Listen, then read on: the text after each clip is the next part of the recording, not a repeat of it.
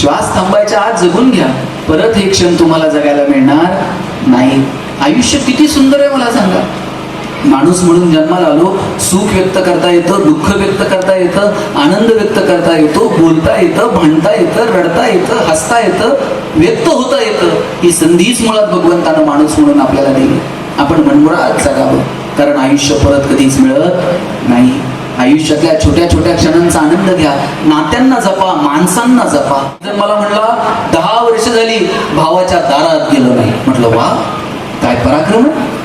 10 वर्ष झालं मी बहिणीचं तोंड बघितलं नाही, म्हणलं ती गेल्यावर जाशील साडी बिडी घेऊन, शेवटची साडी चोळी घेऊन भाऊ येतो. बहिणीला कळतं का भाऊ आलाय माझ्यासाठी रडतोय. श्वास थांबल्यानंतर ना संवाद, ना सहवास, ना स्पर्श. माणसं जोपर्यंत आहेत तोपर्यंत स्पर्श. आपण गेल्यावर त्या शरीराला मांडी देतो, त्या मांडीचा स्पर्श त्या शरीराला कळतो का. आपण गेल्यावर वारा घालतो, वाऱ्याची झुळूक त्या शरीरापर्यंत पोहोचते का. गेल्यावर अग्नी देतो, अग्नीचा दाह त्या शरीराला कळत नाही, तर आपल्या वाऱ्याची झुळूक कधी समजेल. नाही कळत काही. माणसं आहेत तोपर्यंत जपा. हल्ली कुणी कुणाकडे जात नाही, कुणी कुणाशी बोलत नाही, सुखदुःखात सहभागी व्हायला वेळ नाही. कमालीचे बिझी आहोत आपण. किती बिझी आहोत. परवा तर एक जण मला म्हटला मी इतका बिझी आहे मला श्वास घ्यायला वेळ नाही. म्हणलं सोडून दे. 2-4 जण भांडायला आले माझ्याकडे. मला म्हणले ते बाकीचं सगळं ठीक आहे, बायकोचं कौतुक आयुष्यात करणार नाही. म्हणलं तुमचं काय पटत नाही का. पटायचं सोडा म्हणला, तिला कानानं ऐकायला येत नाही, कौतुक करून उपयोग आहे. म्हणलं मग दवाखान्यात जा, मशीन बिशीन जा. दवाखान्यात गेला, डॉक्टरला म्हणला बायकोला ऐकायला येत नाही. डॉक्टर म्हणले बायको पुढे, म्हणला घरी. म्हणले मग आता इथून काय उपचार करायची.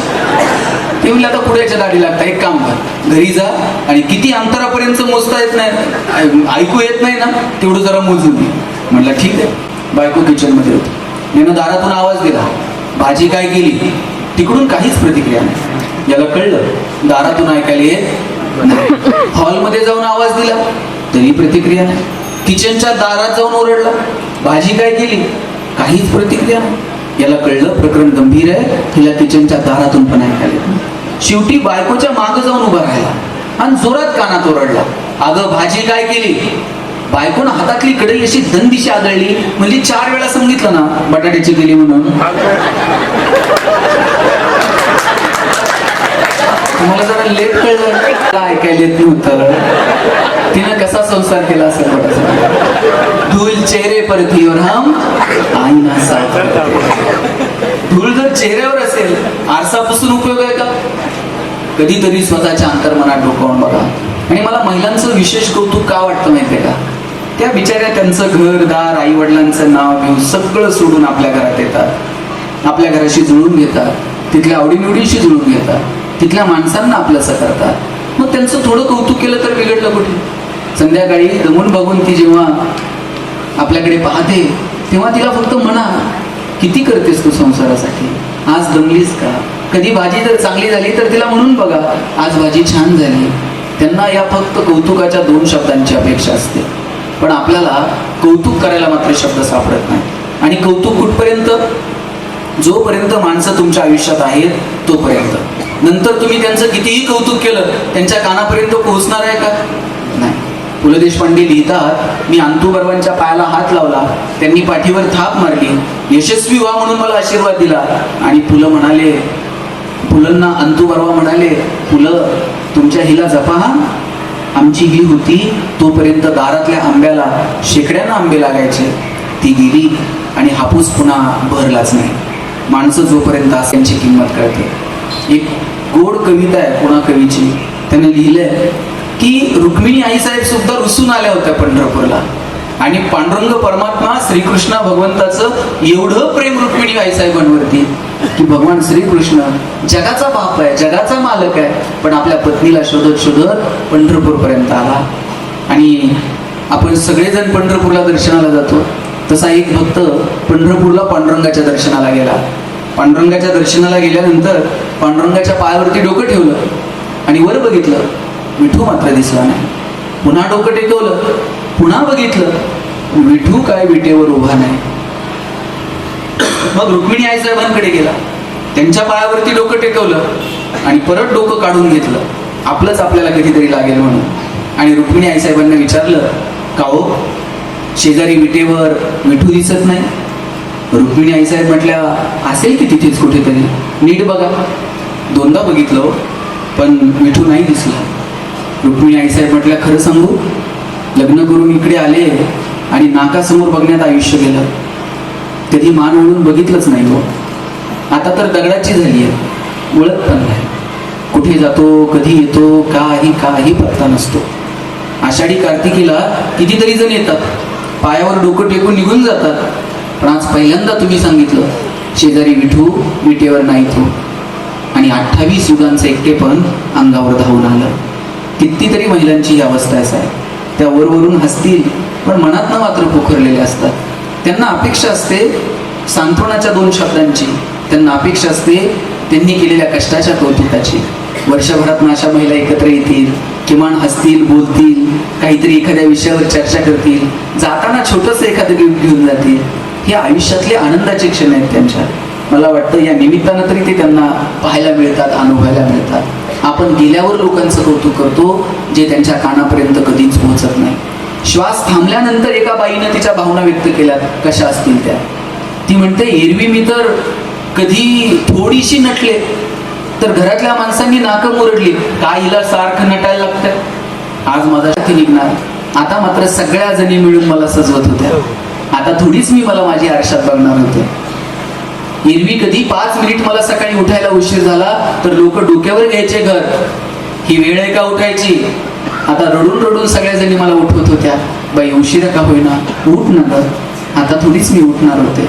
आता तर संपलंच की सगळं. श्वास थांबायच्या आत जगून घ्या, परत हे क्षण तुम्हाला जगायला मिळणार नाही. आयुष्य किती सुंदर आहे मला सांगा. माणूस म्हणून जन्माला आलो, सुख व्यक्त करता येतं, दुःख व्यक्त करता येतं, आनंद व्यक्त करता येतो, बोलता येतं, भांडता येतं, रडता येतं, हसता येतं, व्यक्त होता येतं. ही संधीच मुळात भगवंतानं माणूस म्हणून आपल्याला दिली.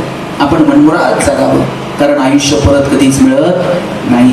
आयुष्यातल्या छोट्या छोट्या क्षणांचा आनंद घ्या, नात्यांना जपा, माणसांना जपा. भगवान श्रीकृष्ण करंगळीवरती पर्वत उचलतात, बासरी मात्र 2 हातांनी घट्ट पकडतात. ज्याला करंगळीवरती पर्वत उचलता येतो त्यानं बासरी तर गरगर फिरवली असते, पण करंगळीवरती पर्वत उचलणारा कृष्ण बासरी घट्ट पकडतो, कारण त्याला ठाऊक आहे पराक्रम हा रणांगणात गाजवायचा असतो आणि नात्यांमध्ये प्रेम जपायचं असतं. आपण उलट केलं, आपण रणांगणात शस्त्र ठेवून दिली आणि नात्यांमध्ये पराक्रम गाजवले. परवा तर एक जण मला म्हणला, 10 वर्ष झाली भावाच्या दारात गेलो नाही. म्हटलं वा, काय पराक्रम आहे. 10 वर्ष झालं मी बहिणीचं तोंड बघितलं नाही. म्हणलं ती गेल्यावर जाशील साडी बिडी घेऊन, शेवटची साडी चोळी घेऊन भाऊ येतो. बहिणीला कळतं का भाऊ आलाय माझ्यासाठी रडतोय. श्वास थांबल्यानंतर ना संवाद, ना सहवास, ना स्पर्श. माणसं जोपर्यंत आहे तोपर्यंत स्पर्श. आपण गेल्यावर त्या शरीराला मांडी देतो, त्या मांडीचा स्पर्श त्या शरीराला कळतो का. आपण गेल्यावर वारा घालतो, वाऱ्याची झुळूक त्या शरीरापर्यंत पोहोचते का.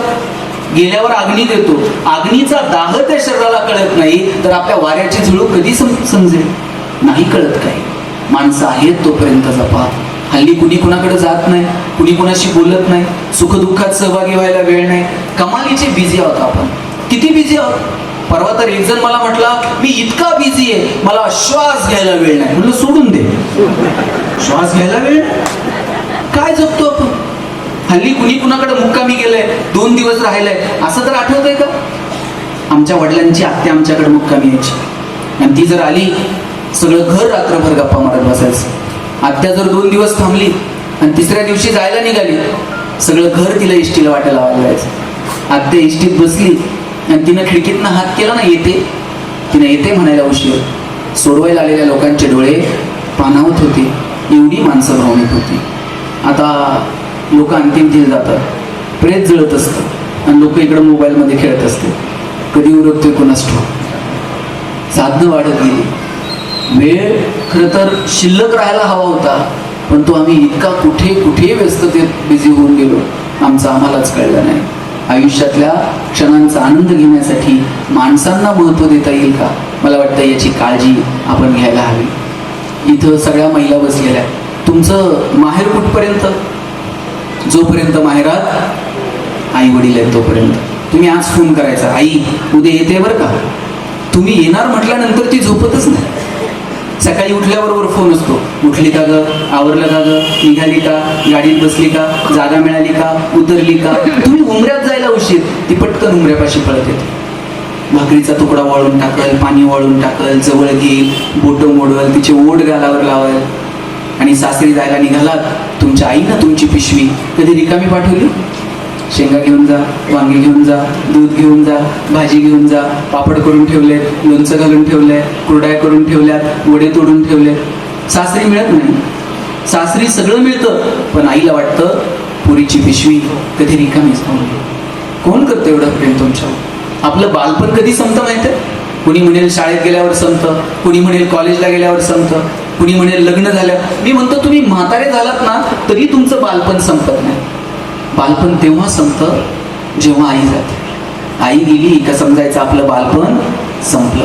पोरींची तर हसायची, रुसायची, फुगायची, भांडायची, चिडायची, रागवायची सगळी जागा जर कोणती असते तर ती त्यांची आई असते.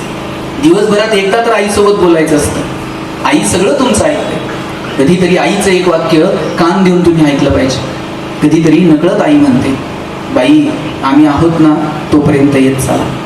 ज्या दिवशी आई असं म्हणेल आम्ही आहोत तोपर्यंत येत चला, तेव्हा हातातली कामं थोडीशी बाजूला ठेवा आणि भेटून घ्या. ढगाळ गेलेला सूर्य परत बघायला मिळतो, मातीआड गेलेली माणसं परत पाहायला मिळत नाही. आणि माझा गाव आहे, इथं मुली पण आहेत आणि वडील पण आहेत. वडिलांचं जेवढं प्रेम मुलावर असतं ना त्याच्या थोडं तरी जास्त मुलीवर असतं. मला काय तुमच्यात भांडणं नाही लावायचं, म्हणजे खरंय ते खरंय. पोरांनी जर वडिलांना काही मागितलं तरी बघ जरा फोन कर, वडील थेट पुरीला फोन पण लावत नाही. ते आईला सांगतात बघ कुठपर्यंत आली ते.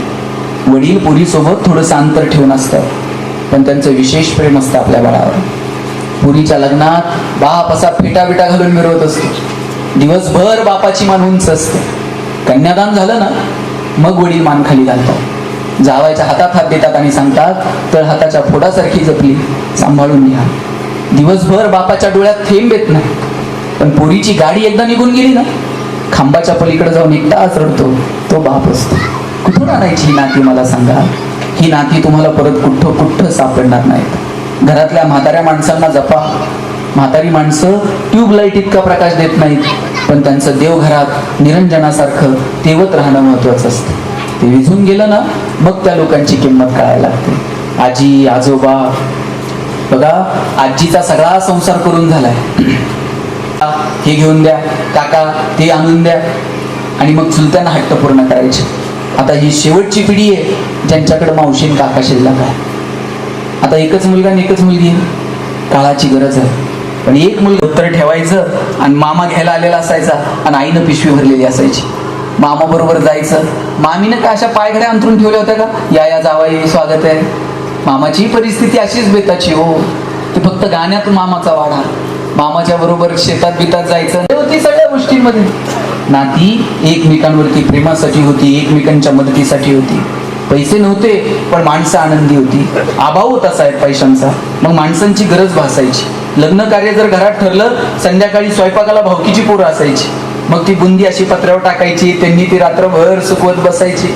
वराड बिराड, ते बैलगाडीतलं वराड काय आम्ही बघितलं नाही, पण टेम्पो ट्रक मधलं वराड मात्र आम्ही बघितलं. गावात ट्रक येऊन थांबणार, ट्रक मध्ये सगळ्या म्हातारी पात्र माणसं असली त्या ट्रकच्या फळीला मागं टेकून बसणार. तरुण पोरं फळीवर पाय टाकून बसणार. ज्यांचे केस जरा बरे आहेत अजय देवगण सारखे, ते असलीवर हौदात बसणार जाऊन. आणि ट्रक अशी मांडवाच्या बाहेर येऊन थांबली, सगळी माणसं खाली उतरायची. आणि बाहेर काय स्वागताला काय बुके बिके शाल बिन घेऊन लोक उभी होती का? आल्याबरोबर टोपी उपरणं गळ्यात टाकायचं, माणसाशी छाती काढून आतायची लग्नाला. काय रुबाब होता सगळ्या गोष्टींचा. तिकडे एक जण कोणता आहेराचा डबा घेऊन बसलेला असायचा. याचे 2 रुपये, त्याचे 5 रुपये, 11 आणि 21 रुपये देणारा तर लय मोठा वाटायचा. इकडं मंगलाष्टक सुरू झालं, ही असली लहान पोरं पळतायत ना, त्यांनी सगळ्या अक्षदा साठवून ठेवायच्या. मंगलाष्टकाच्या वेळी उगाच 2-2 अक्षदा टाकणार. शेवटच्या मंगलाष्टकाला पोरं अक्षदा कोणाला तर अशा फेकून मारणार. तिकडं तदैव लग्नम लग्नम तदैव आणि वराडी वाजंत्री सावधान म्हणलं, सांगावं लागत होतं का पंक्ती जरा? नुसती बुडं अशी सरकवली, आपोआप पंक्ती धरायला जायच्या. पळसाच्या पानाच्या पंतरवळ्या असायच्या, पंतरवळ्या जर वाटून जायचा. पंतरवळ्या निम्म्या फाटक्या असायच्या सर. वाडका जर ओळखीचा असला तर एका लेत पंतरवळी लावून द्यायचा. ओळखीचा नसला तर हाय त्यात घे रे. कोणतरी येऊन मध्ये नेमकं मिठाचा टिपका टाकून जायचा. अरे मीठ लागतंय किती, पण ते मीठ असं मधी वाढून जायचा. ते साईडला करूच तर कोणतर पुरीवाला यायचा, भाजीचा द्रोण घेऊन भाजीची वाट बघत बसायची. लहान लहान बुंदीवाला पुढच्या रांगेत असला त्याला इकडूनच आवाज द्यायचा. तो बुंदी वाढून दुसऱ्या माणसापर्यंत जाई न जाई तोपर्यंत इकडच्या ताटातली बुंदी संपलेली असायची. त्यानं बुचकुली उचलायची, मान वर करायची, डोक्यातली टोपी खाली पडायची आणि खाली कोणीतरी भाताच्या आळ्यात वरण ओतून निघून जायचं. पैसे नव्हते, मजा होती, आनंद होता, माणसं एकमेकांना मदत करत होती.